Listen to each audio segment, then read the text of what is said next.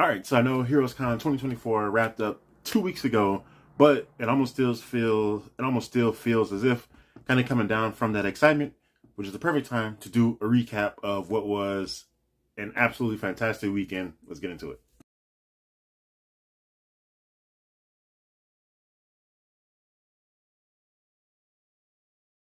All right, people. So HeroesCon 2024 is in the books, and yes, it was a fantastic weekend, as I said, and as you've seen all around, if you've seen anybody's videos or posts, everybody's pretty much loving this show, and it was a dope one. And I gotta say, honestly, I think at this point I'm confident in saying without hesitation that HeroesCon is my new favorite convention.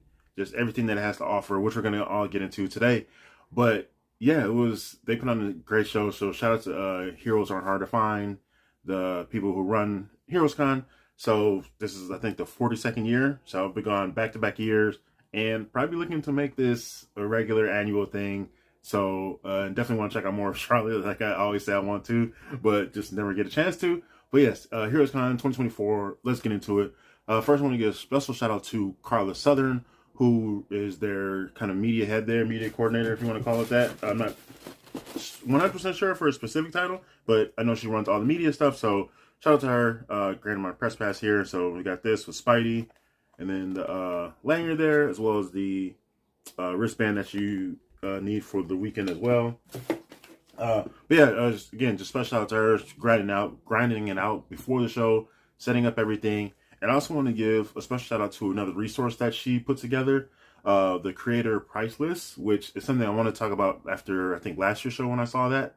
But it's just this resource list of all the creators that are, well, not all, but a lot of the creators that are going to be there and their prices that they put out ahead of time. So you kind of go into the show knowing, okay, what are they going to be charging for signatures? What are they going to charge for commissions, remarks, all that good stuff there. But I think is a fantastic resource that more conventions should look into doing, because I know a lot of people talking about going on vacations, convention, anything. People like to budget a lot, so they want to know ahead of time, okay, how much am I going to need? What am I looking at spending before the convention, just to plan accordingly. So I think this is just a great resource that more convention runners should look into using. And yeah, so I know it takes a lot of work, and also with the caveat, sometimes things change. Creators might show up, they might not show up, they might have to cancel for whatever reason, or prices just might change. Who knows? So, but overall, it's still just a fantastic resource, a good tool to have ahead of a show, so people can plan and budget as they need to. So there's that.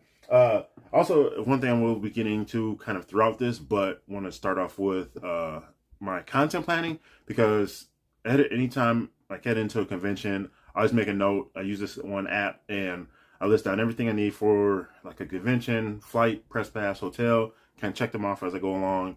I list a lot of the creators that are going to be there that I want to meet and potentially meet and talk to, and maybe get my program signed, which you kind of see as I always do here. We got this one, so I got 8 signatures on that one, I believe. And I always just love doing that. So again, keep the physical programs, please. Always a nice souvenir to have. But I always list like the programming, which we're going to get into, and like all the potential panels that I want to. And this one HeroesCon 2024 had a lot of panels. As I said, I won't talk too much now because I'm going to get into it in a few.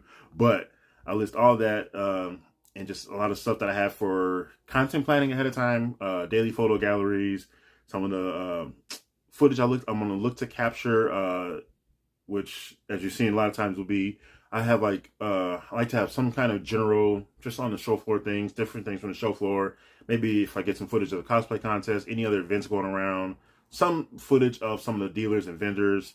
You catch cosplayers in there as well, panels.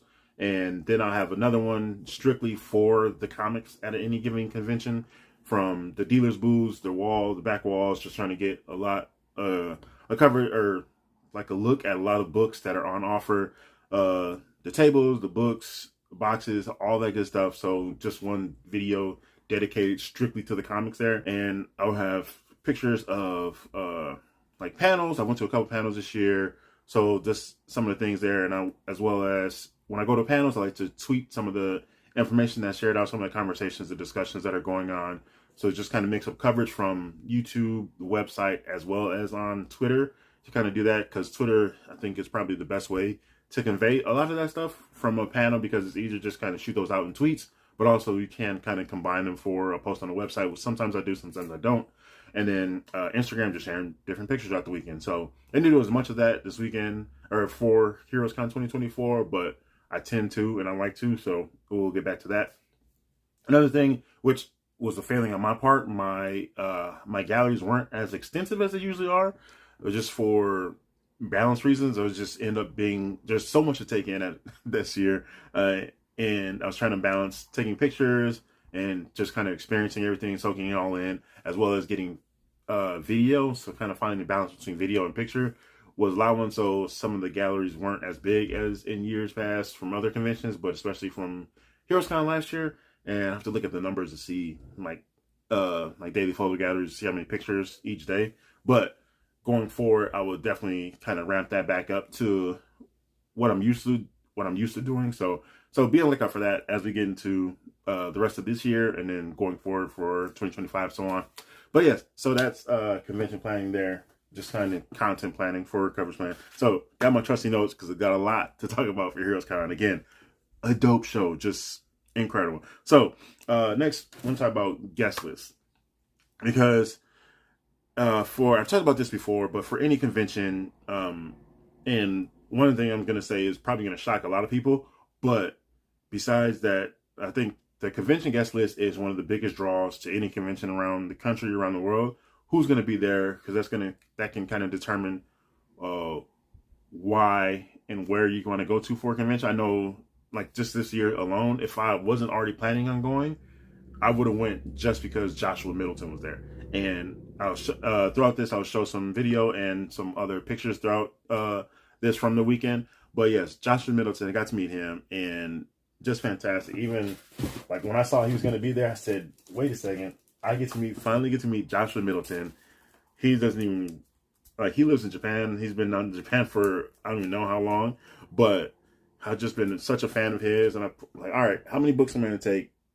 So I pull out 7 of my favorite, more recent Joshua Middleton covers. I still like his old style as well, and I told him that is like, dude, his old style, his newer stuff, he does a lot more. I think, is he paint now? I'm not sure, but it just a dope style. So I was happy to meet him and a bunch of other creators there.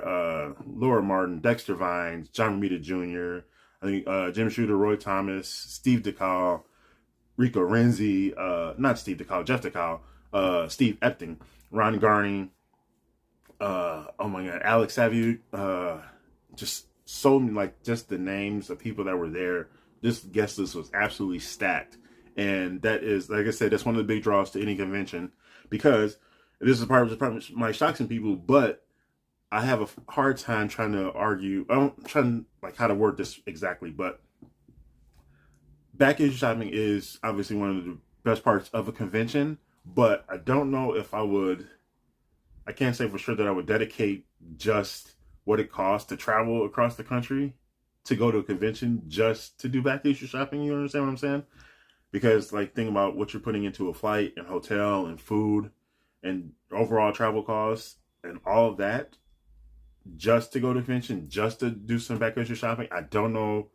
I can't guarantee that I would say that 100%. Could I? Possibly. But like you have to have good programming, lots of panels, and a stacked guest list.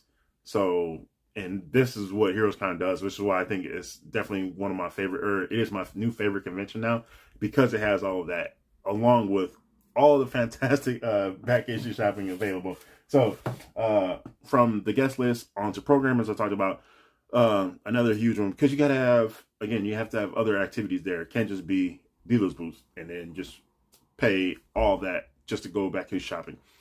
So what they had, like their schedule was loaded with comic book content, was fantastic comic book content. I went to a couple panels on one on cover artists, Joshua Middleton, Adam Hughes, Jenny Frizen, a couple other artists were there as well. Just fantastic information on and discussion about cover art and how it's kind of this advertising thing, and just how it's been over the years, like from the spinner racks, like, oh, you see this cover, it might entice you to pick up this book, and pick up this book versus this book. Like what kind of makes it, what what's the factors that make the decision for you, and the cover art being that kind of advertising thing. And Jenny Frison talked about one thing that I think is an issue with like the comic pre-ordering system is because these books are being solicited months ahead. Sometimes they don't even have the cover art available. So that's why when you go to pre-order, sometimes you see box art and it'll just be like a question mark or something. And I think we absolutely need to change that as an industry, that you should not be soliciting a book if you don't have the cover art available or cover art ready. So either work on getting that art in sooner or don't solicit a book yet, because it shouldn't just be, and sometimes I see, again, this is just a random aside, but it'll be no cover art, just a question mark in the box, and then there's no credits. All you have is a title. Like, okay, so people are supposed to pre-order this based just strictly on the title. If there's a book they're already after, yeah, but that's not going to get anybody else in there, and just be to be announced, to be determined. You have no other information to go on whatsoever. That's just a horrible way to run things, and we absolutely need to get away from that as an industry. But back to the programming. The other panel I went to was one on lettering and good lettering versus bad lettering, hand lettering versus digital lettering. That conversation there, which I think was fantastic. And again, I shared all of that on a lot of that information in that conversation on Twitter. So that was cool just to enter it, just to see, because I know some things like bad lettering can absolutely ruin a book you're reading. Just one that annoys me that always sticks out when I think about lettering was it was this one book. I don't remember which book it was, and if I did, I probably wouldn't shout it out just because. But it was like the captions, all the boxes were, I think, either like black background with red font, and it was just the most off, for whatever reason. It just ended up being just the worst thing to read, and it absolutely annoyed me. I was like, this is like, it just ruined just the reading experience. Maybe not completely ruined it, but it definitely hampered it, just the overall experience and enjoyment of the book, because it was just an ugly look, and I don't know, it just bothered me. So yes, bad lettering can absolutely ruin a book. It's not just the writing, and you got the art there. Coloring, there was another panel on coloring I didn't get a chance to make it to, but again, this, like, the schedule was actually loaded with content, so there was always something there, and it kind of had that like, all right, I'm gonna go to this panel and then for a little bit, and then try to go to the other one, and then it ended up being like the lettering one, or the lettering one and the cover art one. There were some other panels I wanted to go to, but those conversations were just so interesting, so I was kind of just intrigued. I was like, all right, I'm just gonna stay here and sit through those as well. But, and especially when you have like engaging guests and the conversation is good, you really don't want to leave. So I ended up just staying for both of those. But there was so much more. Also, there was a cosplay contest. Didn't get to see much of that. Well, I did see some in some other people's videos and pictures. So that's cool. Trying to think of some other things they had. There was this other big painting thing, like this whole little like mini stage, and a bunch of people were painting. I did get a little bit of footage of that one, so you'll see a clip of that one in my other video, and I might overlay it here. But yeah, so just a lot of content and other activities for people to engage in, which is something that you need. Again, you're holding a 3-day convention. You have to have other activities and things on your schedule besides just dealers. So, and they did that in, like, it was covered heavily there. So, yeah, programming. And then we get to the dealers, because obviously it's a comic convention. We want to do some back shopping. Collectors, comic collectors love it. This is probably the major reason why HeroesCon gets so much love in the YouTube comic book community, because we're all, like, especially for the comic collectors, there were so many comic dealers. And you saw my all the comics video. That wasn't even all of it. That was just a small portion. Couldn't even do it justice. If I would have really filmed to cover all the comic dealers and all the books there, it would have been just this incredibly long video. It would have been insane. But it had everything there. And you saw, just from my haul video, some of the dope books that I got there. Just absolute just bangers all through. Like, even just scoring, like, dude, I just picked up ASM 194, First Appearance Black Cat. Like, what? Hell yes, I'll take that anytime. Another big book I picked up that I was after to work on my X-Men collection. X-Men 11, First Appearance of the Stranger, needed that one. So working on my Silver Age collection there. And other books, there's, again, shout out to, like, Bonafide Comics, where I got those books from. Victory Comics was there. They do their $3 or $7 for $20 from their boxes. So I picked up a bunch of books there. So they're always there. I always hit them up whenever at conventions. Bedrock City Comics, based out of Houston. hit them up. I've been to one of their locations when I was in Houston one time. So I picked up a book from them, made a deal on there. So again, like there was just probably 50-cent books, dollar books definitely, all the way up into multi-$1,000 books. You saw the clip of me holding Amazing Fantasy 15. I think it might have been a 5.5. It was like $95,000. So imagine just dollar books up to $95,000, and probably more than that. So this show had it all, just dealers and like just the amount of books, trades as well. Trades, I picked up one trade, collected editions, omnibus, graphic novels, all over. It was just, there was so many books there, dealers willing to deal. So that was another big part of that too. Like it wasn't just people just holding up and like pricing their books exorbitantly.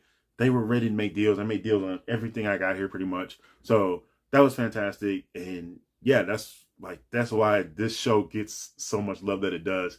So if you're a comic collector and you haven't been to HeroesCon, I definitely recommend going there. You are going to come back with a ton of books. So there's that. Yeah, for the dealers.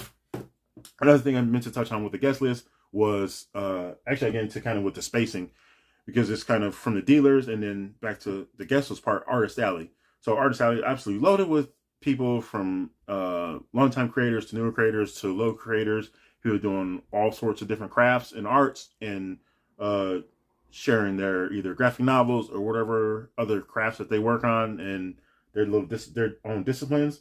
And then the dealers, the use of space was, I got this comment actually on some videos and some pictures that I made. People just saying, oh, like it looks like there's a whole lot of space, even though this was such a big show. It was a lot of people there, but the use of space, it didn't make it feel like that. And I think they said this is probably the biggest show that they've had. But you weren't crowded. You weren't bumping into people just going through the aisles as some shows have been, where it's like, all right, everybody's kind of crunched together from one booth to the next, or just even just going down any aisle. Artist Alley, through the dealers, all of that. There was a lot of space. You were able to get around. You weren't hunched up with each other, which is fantastic. So being able to just move freely, even like it makes, and it was a big hall, but it didn't feel as crowded, even though there were a ton of people there at any given point. So just that use of space is just a great way to kind of handle a convention. One thing I will say, again, about the amount of people is like the tracking system, I guess it was, when you go through kind of the turnstile before you hit the escalator to go into the convention, like the show floor. It was sometimes they were like, okay, if you've already been through, go this way instead. So I don't know so you go through just to kind of track the number of people that are going through, but then they weren't really consistent with that. Because sometimes it was like, all right, you go here, like maybe my buddy were going through together. It's like, all right, you go there. It's like, oh, can you come this way? So I don't understand what the point of that was. I'm sure, I mean, if there was some logic behind it, so be it. I'm just saying, just from an outsider, I don't know what the exact point of that was. It kind of just the inconsistency of it, I guess, is the confusing part of my question there. But there's that.